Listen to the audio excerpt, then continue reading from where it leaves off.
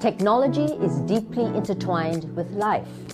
Everywhere you turn, technology is present. From biometrics for identification purposes, to distributed ledgers for the monitoring of food safety, to 3D manufacturing to print the new part for a machine, to space internet for communications in space.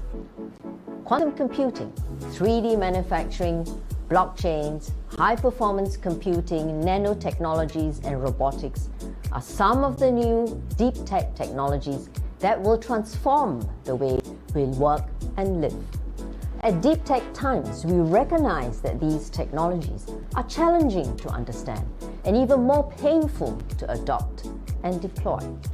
We want to explain these technologies to enterprises, business leaders, and policymakers so that they can better understand the progress of these technologies so that they can make informed decisions.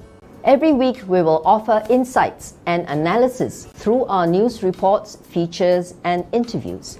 You can read our content on deeptechtimes.com.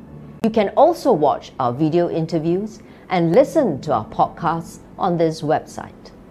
Over the months ahead, we want to engage you, our readers, business partners, contacts, and friends to build Deeptech Times into Asia's leading media site on deep technologies.